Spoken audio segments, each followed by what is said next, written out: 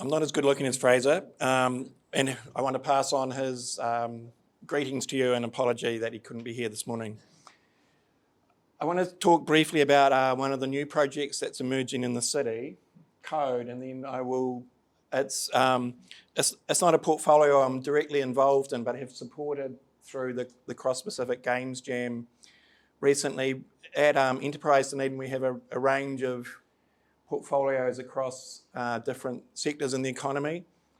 And one of the projects that I've been supporting is international studies. So it's a shout out again to the principals and to the schools for the great work they do hosting international students into the city. And one of the projects we've been trying to do is to work with all of the partners in the education sector to regrow international education after COVID. International education was worth around $200 million a year to the city before COVID. It's not even back to half yet, so there's a long way to go. And there's some really great initiatives bubbling away to support that regrowth.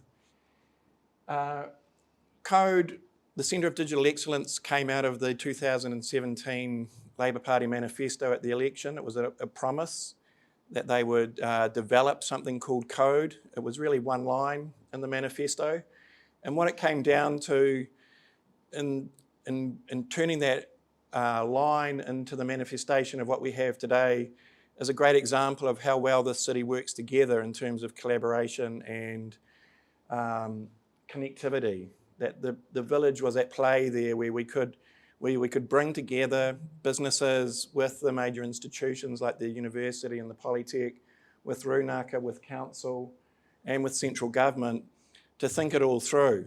And the thinking has born a new company, the Code Company, which has at its heart a really strong commitment to mana whenua. The Runaka are both shareholders in the company, and what is known as kaupapa code is part of the DNA of the way the company operates. There's amazing success embedded in these stats. You've got a comparison there from 3 years ago where there were 4 gaming companies in the city to today where there are around 25. And in that space, 90 new permanent jobs have been established. These stats are already a couple of years old, a year old.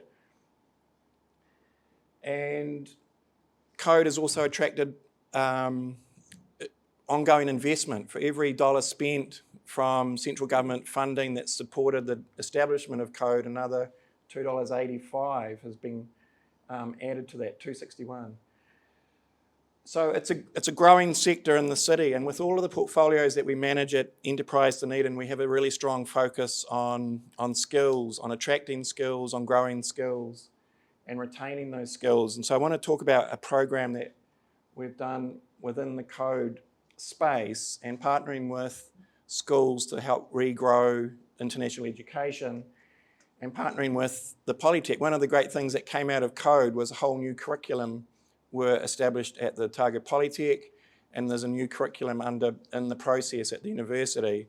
So it's extending back through education into the workforce to grow new talent and to give a pathway to our creative kids and our digitally literate kids to see a great future.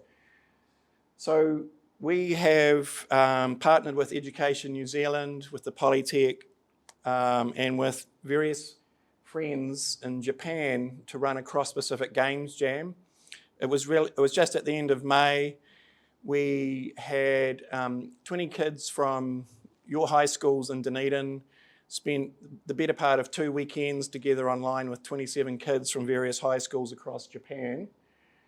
And our purpose was to demonstrate that Dunedin is a destination for innovation, and that there's great opportunities to study and then to grow into the workforce. So there was many aspects to the project. We are hoping to attract international students to come to secondary schools in Dunedin so that they can enter a pathway and gain those skills to enter the industry. These were the schools. We worked we had a physical location in Tokyo, and we worked online with schools from rural areas in Japan, so it was a really cool mix of kids. We found a catering company in Tokyo that could deliver sausage rolls and tomato sauce, and apparently they loved it.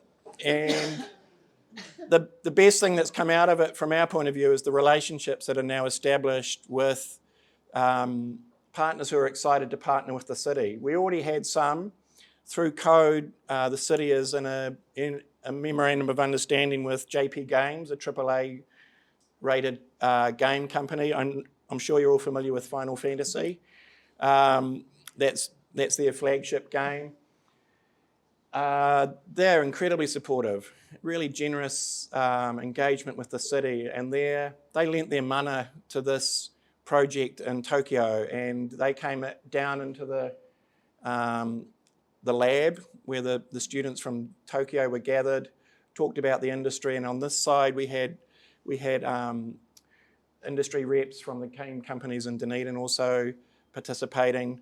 It was a cultural exchange. We spent the first weekend with the kids getting to know each other and sharing stories about their hometown. We told a lot of stories about Dunedin's environment, about what a small, connected, safe city it is. And it's had an amazing response. All of those kids have asked for more information about the schools in Dunedin. We've got, in particular, the Tama High School Science and Technology program as part of a network of prestigious high schools connected to a university network in Japan who are really interested in going further quickly in terms of science and technology, online learning. They want to send students and teachers to the city to find out more about Dunedin. Ooh. So that we're just cracking open the surface there. We've made some friends, and the friends we hope will establish an ongoing pathway for kids to come from Japan to study in Dunedin and then to enter the industry. But we've also demonstrated again that Dunedin is a centre for this learning. And one of the key things that came out was the tutors at Otago Polytech noticing how strong the kids coming out of our high schools in Dunedin are already, with confidence and competence in those in the game engine software. Kia ora, thanks again.